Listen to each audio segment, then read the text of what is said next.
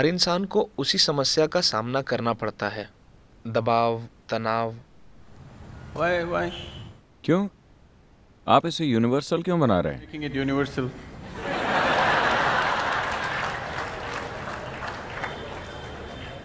ये बस आपकी धारणा है। You are assuming that. ठीक है, आप दबाव में हैं, तनाव में हैं, और क्या? एक और बात, यातना। Torture. शादी करके योग के रास्ते पर चलते हुए मंजिल तक पहुंचना और शादी किए बिना योग के रास्ते पर चलना, कौन सा तरीका सबसे अच्छा है?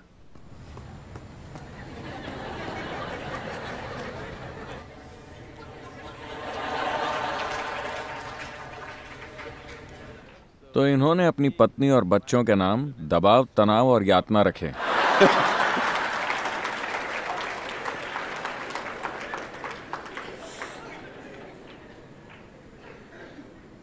पत्नी और 2 बच्चे, दबाव, तनाव और यातना। How's that? I don't know. मैं नहीं चाहता कि आप योग के रास्ते पर चलें। आप जिस भी राह पर चल रहे हो, अपने साथ योग को लेकर चलें।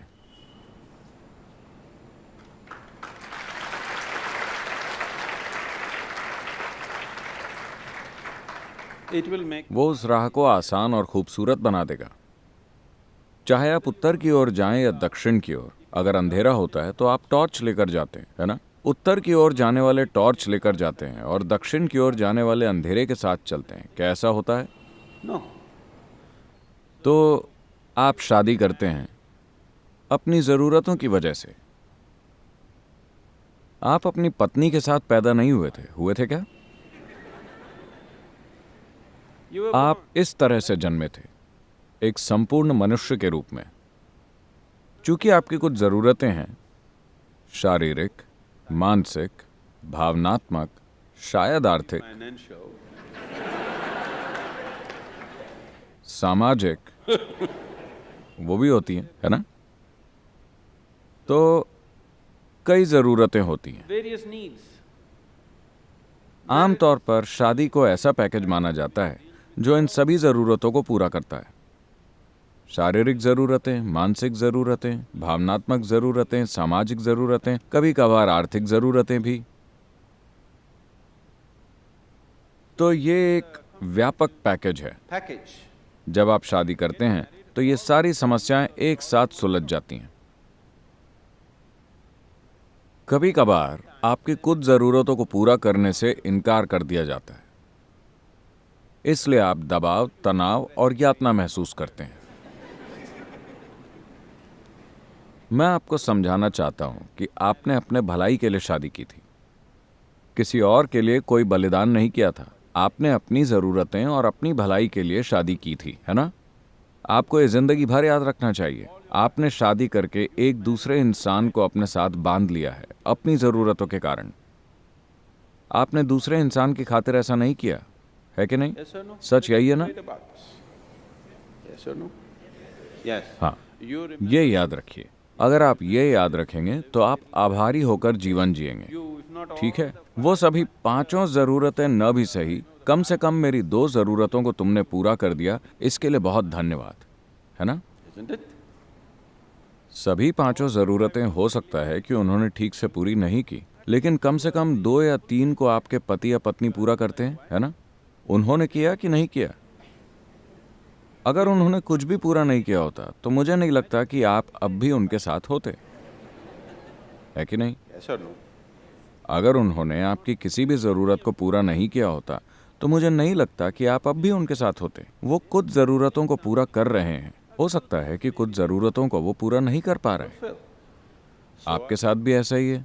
आप भी दूसरे व्यक्ति की हर ज़रूरत को पूरा नहीं कर पा रहे हैं। Needs of the other person. कुछ को आप पूरा कर रहे हैं, कुछ को नहीं। ऐसा है कि नहीं? तो ये दबाव, तनाव और यातना इसीलिए बन गया है क्योंकि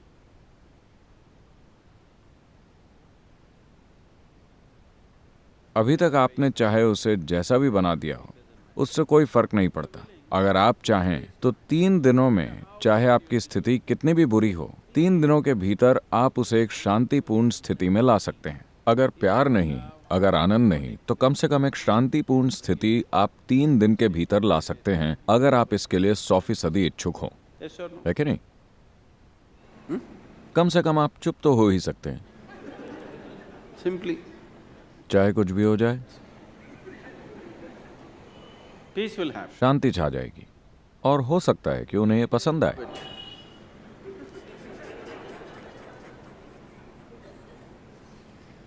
So, don't walk. योग के रास्ते पर मत चलिए, रास्ते चाहे कोई भी हो, आप अपने साथ योग को लेकर चलिए। अगर आप योग को अपने साथ लेकर चलते हैं तो वो आपके रास्ते को रोशन कर देगा, चाहे आपने कोई भी रास्ता चुना हो। You have chosen. आपने अपना रास्ता अपनी ज़रूरतों के कारण चुना है। अगर आप ऐसा कर चुके हैं तो ये आपके ऊपर है।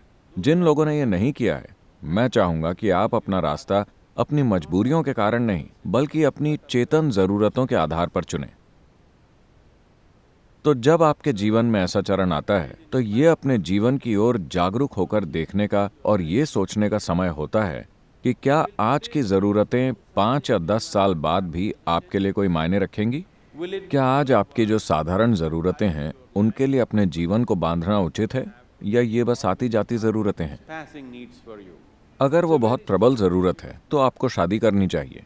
अगर वो प्रबल ज़रूरत नहीं है, सिर्फ आती जाती ज़रूरत है, तो आप शायद बस सिनेमा जाकर अपनी ज़रूरतों को पूरा कर सकते हैं, फिर शादी करने की कोई ज़रूरत नहीं है।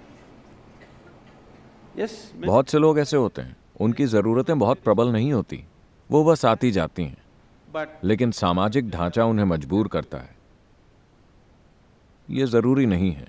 इसे सजग होकर किया जाने वाला चुनाव होना चाहिए। चाहे आप किसी भी रास्ते पर जाएं, वो आपका सजग चुनाव होना चाहिए, मजबूरी में किया गया चुनाव नहीं।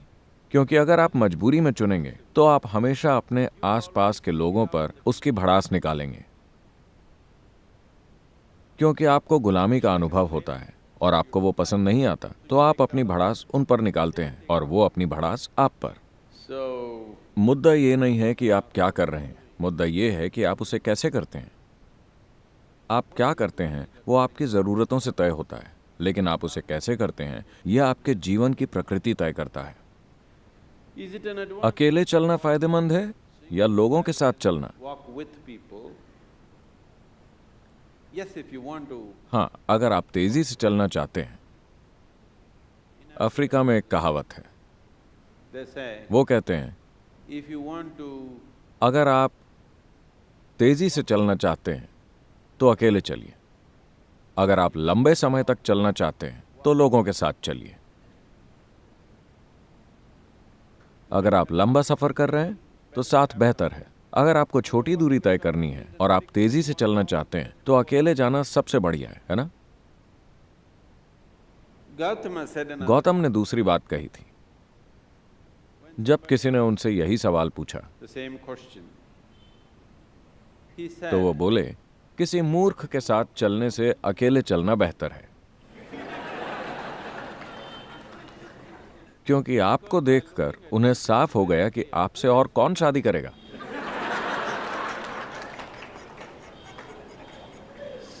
so that is Gautama. तो ये गौतम के काम करने का तरीका था।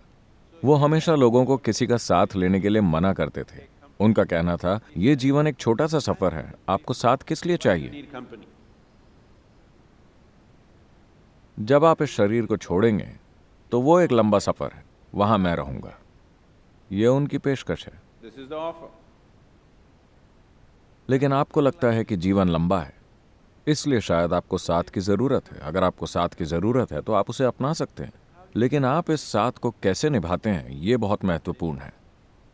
अगर आप समझदारी से उसे निभाना चाहते हैं तो एक सबसे महत्वपूर्ण चीज़ आपको ये करनी है, Particularly with your children. खासकर अपने बच्चों के साथ ये करना ही है कि आपका मानसिक और भावनात्मक ढांचा जीवन के मूल सत्य पर आधारित हो। Basic fact of life जीवन का मूल सत्य ये है कि आप नश्वर हैं। that you are mortal. आपका मानसिक और भावनात्मक ढांचा आपकी नश्वरता के इर्द गिर्द बनाया जाना चाहिए। Mortality. यह सबसे महत्वपूर्ण है। अगर आप लगातार इसके बारे में जागरूक हैं कि ये एक छोटा सा जीवन है, किसी भी पल आपकी मौत हो सकती है, तो आप अपने जीवन को एक खास तरीके से व्यवस्थित करेंगे और चलाएंगे। जब आपको पता है कि समय तेजी से निकल रहा है, किसी भी पल आप ढेर हो सकते हैं, तो आपके पास किसी से नाराज होने का समय ही नहीं है ना? आपके पास यहाँ किसी से लड़ने का समय नहीं है। आपके पास लंबे समय तक हताश होकर बैठने का समय नहीं है, long period of time. क्योंकि टिक टिक टिक टिक ये निकलता जा रहा है। चूंकि आपका मानसिक ढांचा आपकी अमरता के इर्द गिर्द बनाया गया है, Immortality. Because of that, इसीलिए आपके पास ढेर सारा समय है लड़ने, हताश होने, निराश होने, कुढ़ने, गुस्सा होने के लिए। आपके पास ढेर सारा समय है।